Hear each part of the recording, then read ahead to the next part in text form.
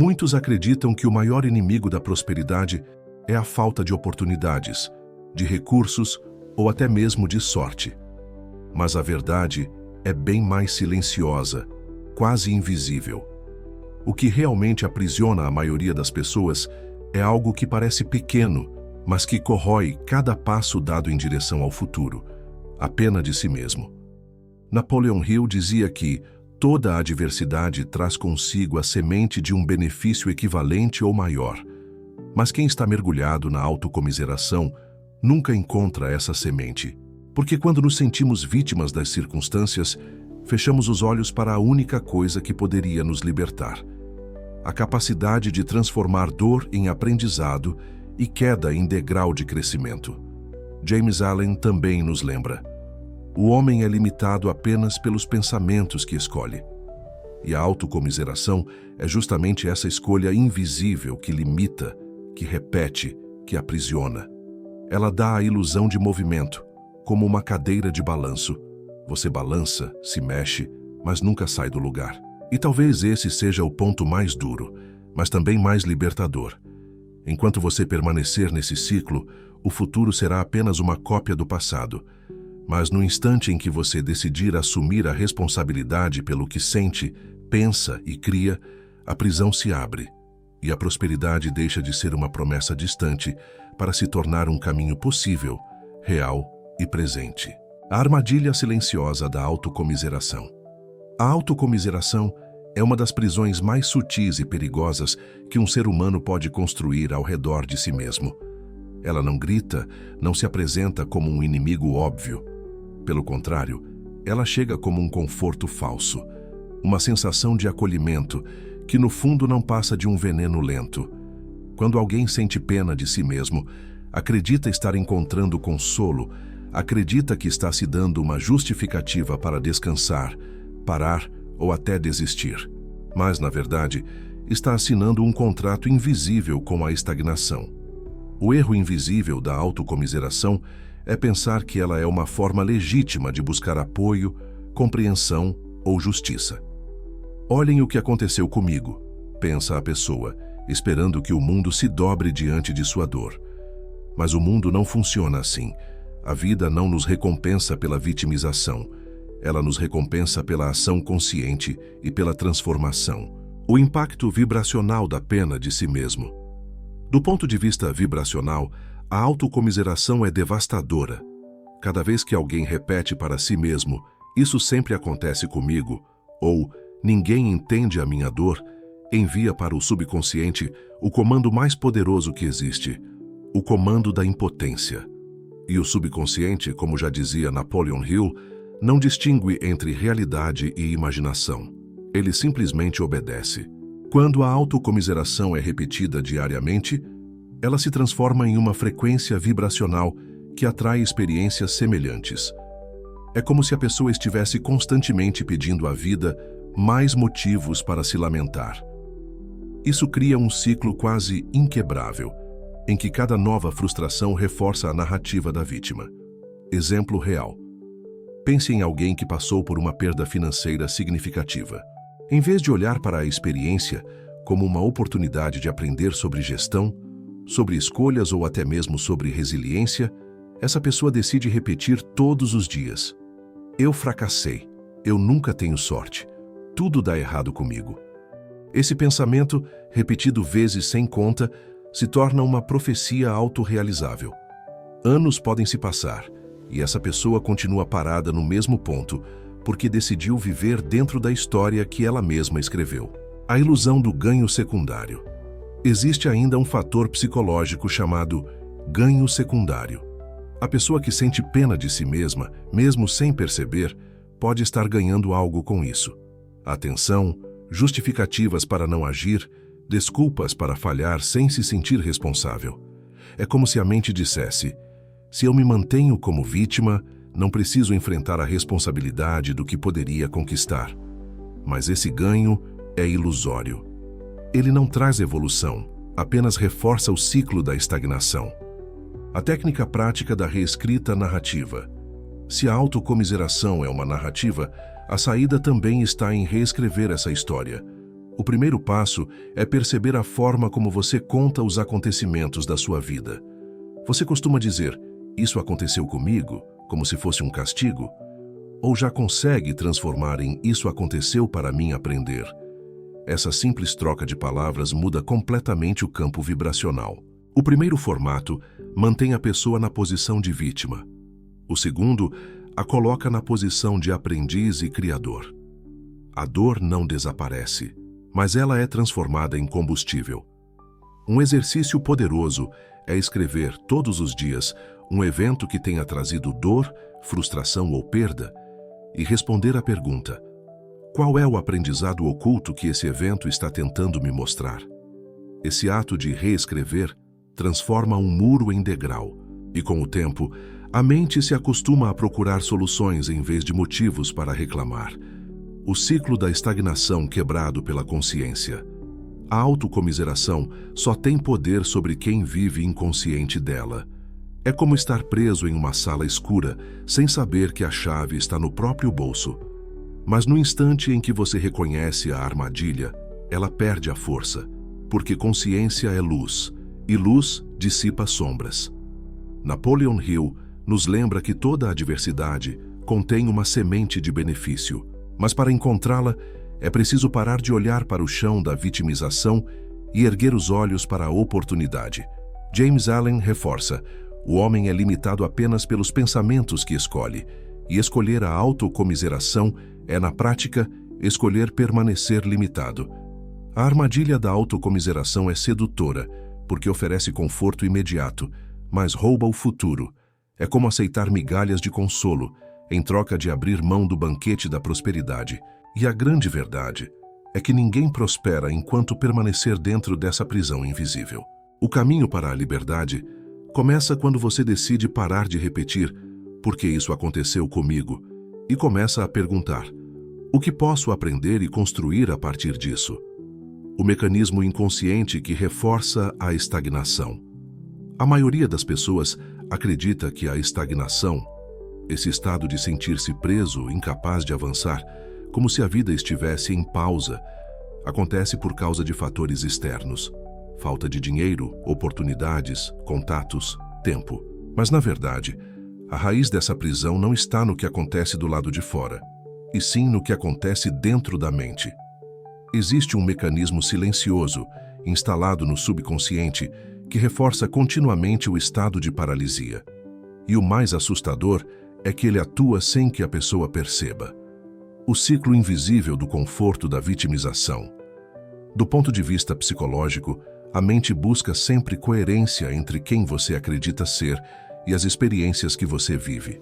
Se em algum momento você aceitou a identidade de vítima, alguém que acredita que o mundo é injusto, que nada dá certo para si, que as coisas são mais fáceis para os outros, seu subconsciente passa a trabalhar dia e noite para confirmar essa crença.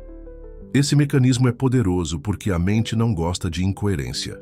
Se você acredita ser uma vítima, mas começa a ter pequenos sinais de vitória, o próprio subconsciente vai sabotar esses avanços, criando esquecimentos, distrações, procrastinação ou até situações externas que provem que você estava certo em se ver como vítima. O ciclo bioquímico da estagnação. A ciência mostra que cada pensamento gera uma descarga bioquímica no corpo. Quando alguém se coloca constantemente em posição de pena de si mesmo, ativa as mesmas regiões cerebrais associadas à dor, ao estresse e à dependência emocional. Isso libera hormônios que criam uma sensação temporária de familiaridade, como se a autocomiseração fosse confortável. É o chamado ciclo de reforço. A pessoa pensa como vítima, o corpo responde com a química da vitimização e essa química, por sua vez, reforça a sensação de identidade. É como uma roda que gira sozinha, cada vez mais rápido. Explicação espiritual desse processo. Do ponto de vista espiritual, quando sua identidade está vinculada à dor, você emite uma frequência vibracional que pede ao universo mais experiências que confirmem esse padrão. O universo não julga, não diferencia certo ou errado. Ele apenas responde ao sinal emitido. Por isso, quem se coloca em posição de autocomiseração acaba atraindo mais situações que reforçam esse estado. É como se a própria vida conspirasse para confirmar a mentira que você contou a si mesmo. Exemplo científico.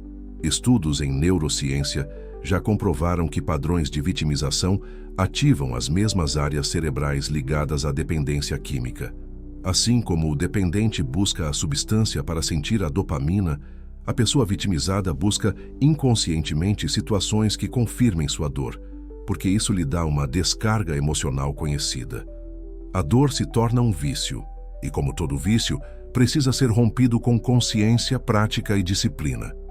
A ilusão da impotência. Um dos efeitos mais cruéis desse mecanismo inconsciente é a ilusão da impotência. A pessoa acredita de verdade que não tem escolha, que está condenada às circunstâncias. Esse é o ponto mais perigoso, porque a mente cria uma jaula sem grades e o indivíduo permanece sentado dentro dela, acreditando que está trancado, quando na verdade a porta sempre esteve aberta. A prática da substituição de narrativas. Uma das formas mais eficazes de romper esse ciclo é observar de forma consciente as frases automáticas que a mente dispara ao longo do dia.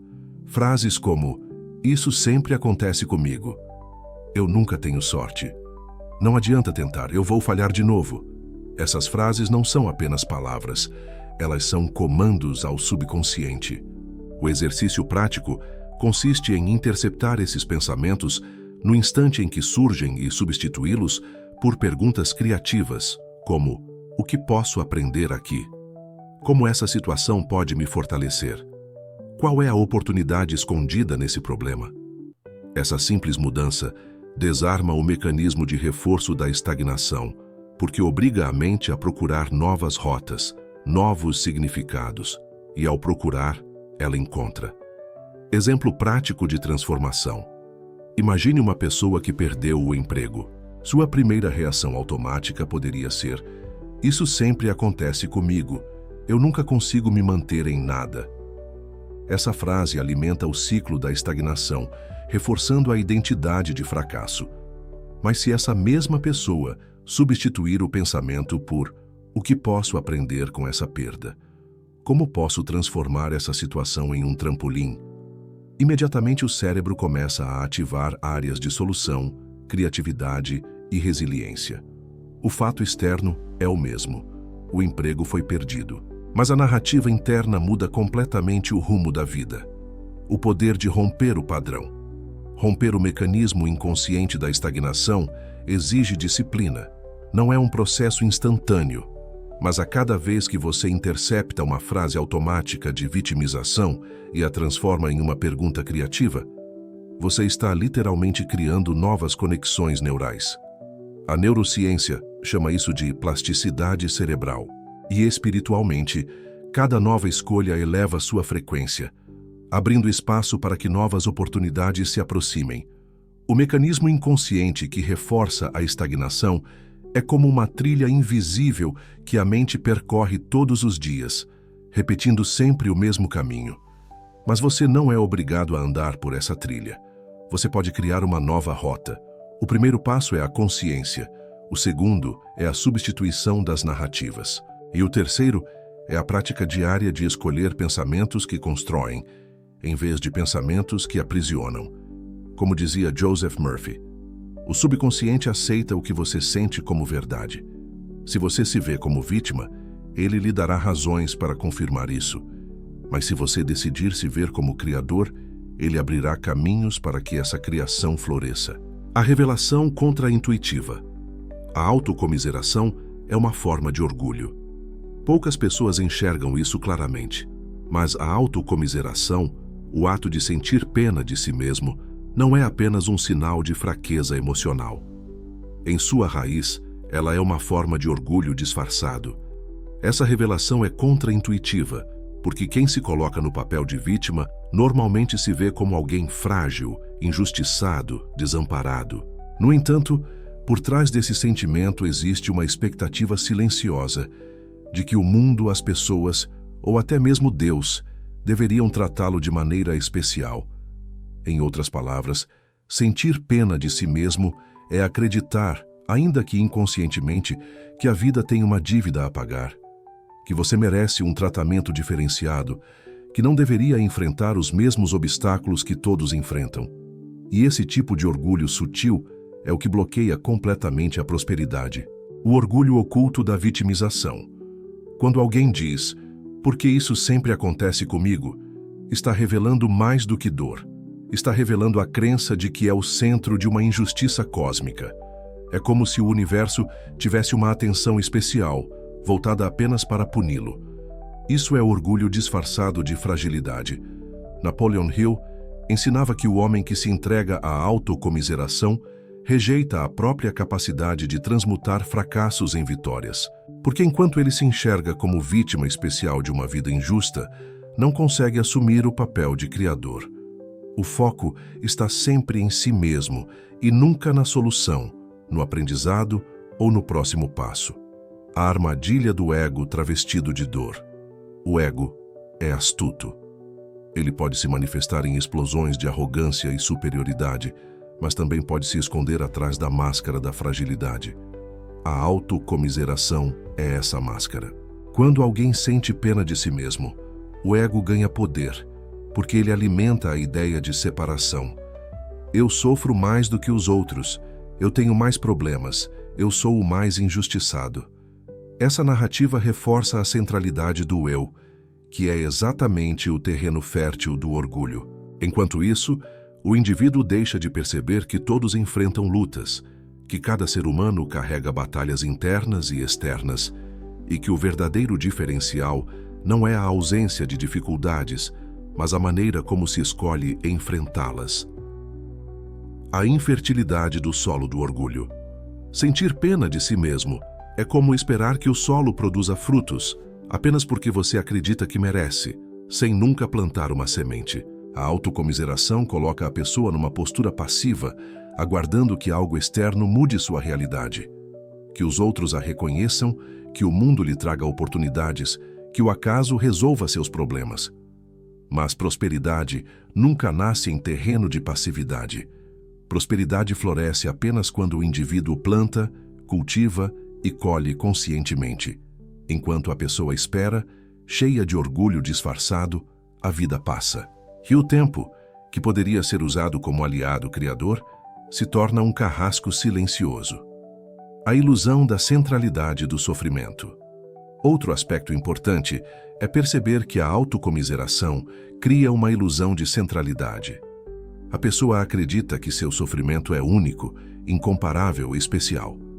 Mas a verdade é que todos, em maior ou menor grau, enfrentam perdas, rejeições, fracassos, doenças, dificuldades financeiras, decepções. A diferença está na forma como cada um decide reagir. Uns transformam a dor em combustível, outros transformam a dor em identidade, e esse segundo grupo, por se apegar à identidade de vítima, permanece preso ao orgulho da autocomiseração. Exemplo prático. Pense em dois indivíduos que perderam seus empregos na mesma semana. O primeiro passa meses repetindo: "É sempre assim comigo. A vida é injusta. Nada dá certo para mim." Seu discurso reforça a identidade de vítima. O resultado? Depressão, falta de ação, portas fechadas. O segundo, apesar da dor, decide pensar: "Essa perda está me mostrando que é hora de crescer, aprender e buscar algo melhor." Ele usa a adversidade como trampolim. O resultado? Reconstrói sua carreira, encontra novas oportunidades e fortalece sua identidade. O fato externo é o mesmo, mas a resposta interna muda tudo. A pergunta que liberta. Uma das práticas mais poderosas para quebrar o ciclo da autocomiseração é inverter a pergunta "por que isso aconteceu comigo?" para "como posso usar isso como combustível para avançar?" Essa mudança de foco dissolve o orgulho, porque desloca a centralidade do eu injustiçado para a ação criadora. Em vez de reclamar do que lhe aconteceu, você começa a se perguntar o que pode criar a partir do que aconteceu. É como transformar pedras jogadas contra você em tijolos para construir sua própria fortaleza. A visão espiritual. Orgulho é cegueira. Espiritualmente, o orgulho inclusive esse orgulho sutil da autocomiseração, é cegueira. Ele impede de ver as oportunidades escondidas na adversidade, porque os olhos estão sempre voltados para a própria dor. Enquanto a pessoa insiste em olhar apenas para si mesma e para o que perdeu, ela não percebe o campo imenso de possibilidades ao seu redor. Prosperidade exige visão, e o orgulho da vitimização obscurece essa visão. Exercício prático de libertação. Reconheça o orgulho disfarçado. Quando sentir pena de si mesmo, questione: estou realmente sofrendo ou estou esperando que a vida me trate como especial? Transforme a dor em ação. Escreva 3 coisas práticas que você pode fazer ainda hoje para usar esse desafio como combustível de avanço. Agradeça pela lição. Em vez de repetir "não merecia isso", diga "obrigado por essa oportunidade de crescer". A gratidão dissolve o orgulho e abre espaço para a prosperidade. A autocomiseração não é inocente. Ela é uma forma sutil de orgulho que mantém a pessoa presa ao passado e fechada ao futuro. Enquanto você acreditar que sua dor o torna especial, continuará cego às portas de oportunidade que já estão abertas diante de você. Prosperar exige humildade. A humildade de reconhecer que todos enfrentam dificuldades, que ninguém é poupado da dor, mas que você pode escolher transformar sua história. Como ensinava Napoleon Hill, o homem que mais se queixa é o que menos realiza. E isso acontece porque a queixa constante é apenas orgulho travestido, que impede a ação, bloqueia a criatividade e rouba a visão de futuro. O dia em que você deixar de se ver como vítima especial e passar a se ver como criador responsável, nesse dia, a autocomiseração deixará de ser um veneno e sua vida começará a florescer. Como substituir a pena de si mesmo por poder criativo? A autocomiseração é como um buraco negro emocional. Quanto mais energia você joga dentro dela, mais ela suga e menos luz sobra para criar algo novo. No entanto, quando essa mesma energia é redirecionada, ela se torna combustível poderoso de criatividade, ação e prosperidade. Esse é o ponto crucial. Não basta apenas parar de sentir pena de si mesmo. É necessário aprender a transformar essa energia, a transmutar a dor em poder criativo. A energia que antes sustentava a identidade de vítima pode ser usada como alavanca para o avanço. O princípio da transmutação emocional Napoleon Hill falava sobre a transmutação sexual como forma de converter uma energia instintiva em força criadora. O mesmo vale para a autocomiseração. O problema não está na energia da dor, mas na forma como ela é direcionada. Quando você sente pena de si mesmo, está criando imagens mentais carregadas de emoção negativa. Seu subconsciente registra isso e multiplica. Mas quando você decide transmutar, passa a usar essa emoção como matéria-prima para novas ações, ideias e decisões. Assim, cada lágrima se torna um tijolo, cada dor, um martelo, cada rejeição, um degrau. Revelação prática. A energia é neutra. O que chamamos de sofrimento, dor, fracasso ou rejeição não é em si algo negativo. É apenas energia. A questão é: você vai usá-la para justificar sua estagnação ou para alimentar sua transformação? Joseph Murphy ensinava que o subconsciente é como solo fértil. Não distingue o que é bom ou mal, apenas multiplica aquilo que recebe. Logo, se você entregar vitimização, colherá mais derrotas. Se entregar poder criativo, colherá abundância. Exemplo inspirador. Quantos empreendedores, artistas e líderes da humanidade só alcançaram impacto porque decidiram transformar sua dor em combustível? Pessoas que faliram, foram rejeitadas, humilhadas, mas usaram esse momento como ponto de virada. Walt Disney foi demitido de um jornal por falta de criatividade. Em vez de sentir pena de si mesmo, criou o império da imaginação. Oprah Winfrey sofreu abusos e rejeição na infância, mas escolheu transformar a dor em voz para inspirar milhões. Thomas Edison falhou milhares de vezes antes de criar a lâmpada elétrica. Ao invés de reclamar, dizia: "Agora conheço mais 1000 formas de não fazer uma lâmpada." A diferença nunca foi a ausência de dor, mas o que eles decidiram fazer com ela. Prática 1. O Diário da Transformação. Um exercício simples e poderoso é criar um diário de transformações. Todos os dias, registre uma situação negativa que ocorreu ou uma lembrança dolorosa que ainda o afeta. Ao lado, escreva: qual o benefício oculto dessa experiência? Por fim, anote: qual ação posso realizar agora, usando essa experiência como força? Esse exercício ensina sua mente a reprogramar a dor em poder criativo, quebrando o ciclo da vitimização. A neurociência da ressignificação. Estudos em neurociência mostram que o cérebro possui plasticidade neural, ou seja, a capacidade de criar novas conexões sempre que você muda sua interpretação de uma experiência. Se antes você dizia, fui rejeitado porque não sou bom o bastante, seu cérebro associava a rejeição com impotência. Mas quando você muda para, essa rejeição me mostrou onde preciso melhorar, o cérebro cria novas sinapses ligadas à superação. Com repetição, sua mente literalmente se reconstrói. O que antes era gatilho de autocomiseração, passa a ser gatilho de crescimento. O papel da gratidão criadora.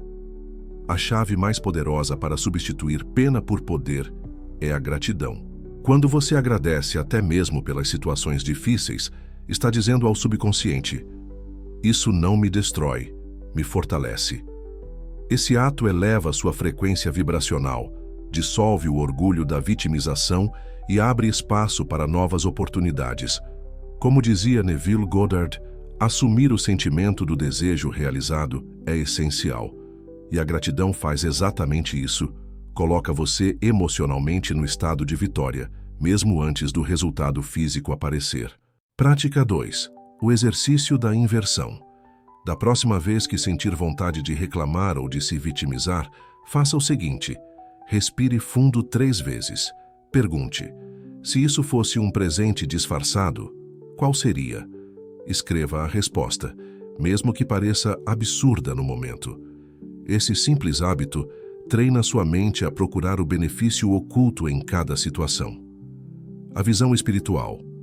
Transformar cruz em vitória. Espiritualmente, substituir a pena por poder é o que se chama de transformar a cruz em vitória. Não se trata de negar a dor, mas de dar sentido a ela. Todo sofrimento carrega em si o germe de uma revelação, de uma habilidade ou de uma nova força. O problema é que muitos se fixam apenas na dor e esquecem de colher o tesouro que ela trouxe. Quando você decide encontrar propósito até nos momentos mais sombrios, a vida se curva diante da sua fé e lhe entrega novos caminhos. Exemplo simbólico. Imagine uma pessoa segurando um carvão bruto. Para a maioria, é apenas sujeira e peso. Mas para quem entende o processo, esse carvão é apenas uma versão inicial de um diamante.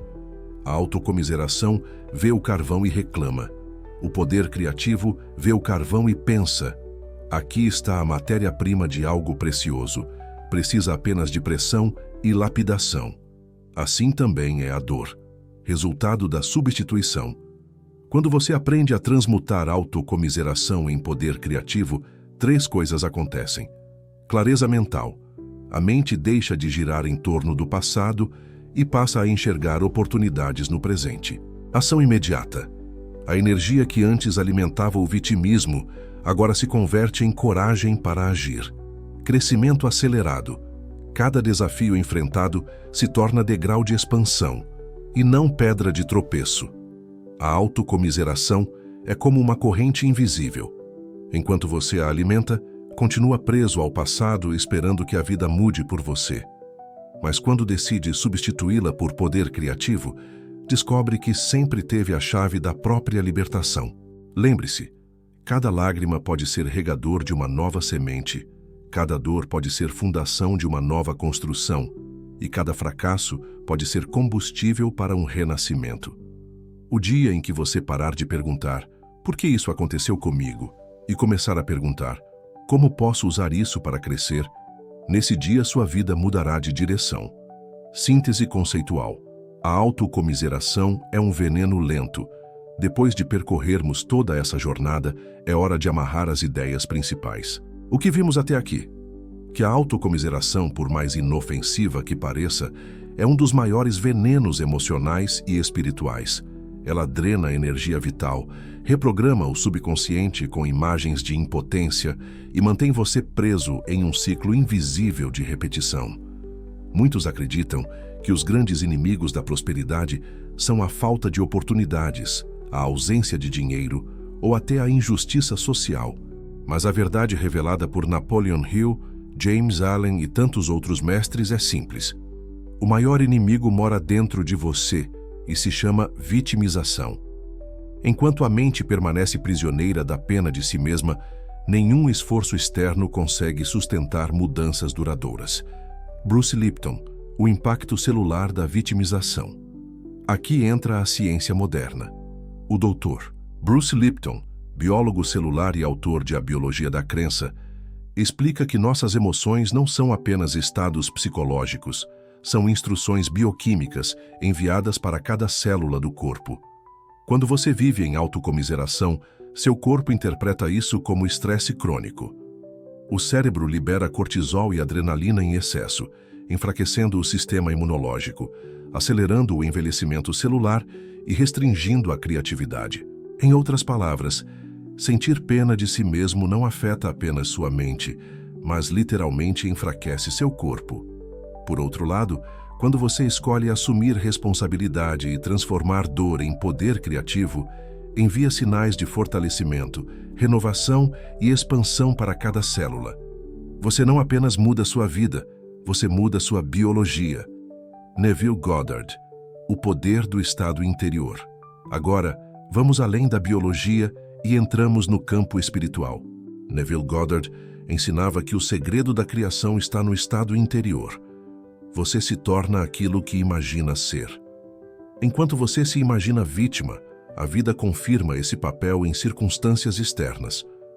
Mas no dia em que você decide se ver como criador, construtor resiliente, a vida começa a responder de forma diferente.